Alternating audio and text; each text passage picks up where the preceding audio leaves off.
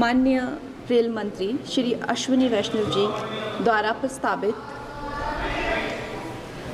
प्रस्तावित इस बिल का मैं स्वागत करती हूँ। जैसे कि हमारे प्रधानमंत्री श्री नरेंद्र मोदी जी हमेशा ही कहते हैं कि सरकार का काम होना चाहिए जो लोगों के जीवन में सरलता लाए,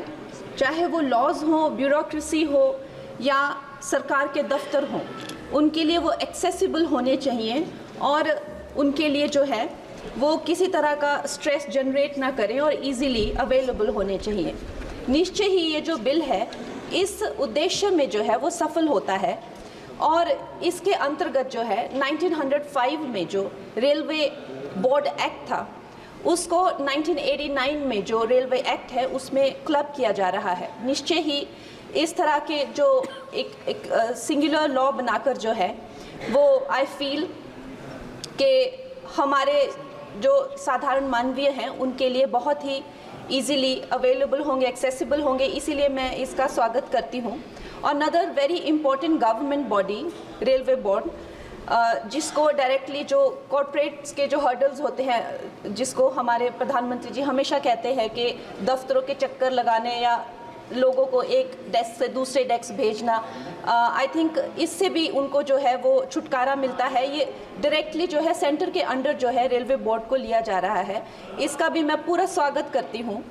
और उसके साथ ही वंदे भारत की जो हमारी जो ट्रेन्स हैं वो हमारे लिए आत्मनिर्भर भारत, आधुनिकीकरण का एक बहुत बड़ा, एक प्रभावशाली उदाहरण, एक चिन्ह बनकर आई हैं सामने। और जब 68 वंदे भारत जो है भारत को दी गई थी तो उसमें से एक वंदे भारत हमारे हिमाचल जैसे छोटे से प्रदेश को भी दी गई थी, ऊना शहर में। उसके साथ ही मैं जानती हूँ कि हिमाचल बहुत ही एक दुर्गम क्षेत्र है, मगर जिस तरह से हमारी सरकार भारतीय जनता पार्टी जम्मू कश्मीर हो गया या और पहाड़ी इलाके हो गए, उनमें जो है इतने ज़्यादा रेल प्रोजेक्ट्स जो है वो लॉन्च कर रहे हैं, उसी के साथ भी हमें भी हिमाचल के लिए बहुत ज़्यादा जो है वो सर्वेज हो रहे हैं, रेल का बजट मिला है। शिमला हो गया या धर्मशाला, कांगड़ा और बैजनाथ हो गया, ऐसे ना जाने बहुत सारे जगहों पे, हमीरपुर जैसी जगहों पर जो है बहुत सारे प्रोजेक्ट्स आ रहे हैं। लेकिन मैं माननीय मंत्री जी का ध्यान मैं मंडी क्षेत्र की तरफ लाना चाहूँगी। एक्चुअली मंडी क्षेत्र 60 to 70% ऑफ जो हिमाचल का जियोग्राफिक एरिया है वो मंडी क्षेत्र में ही आता है और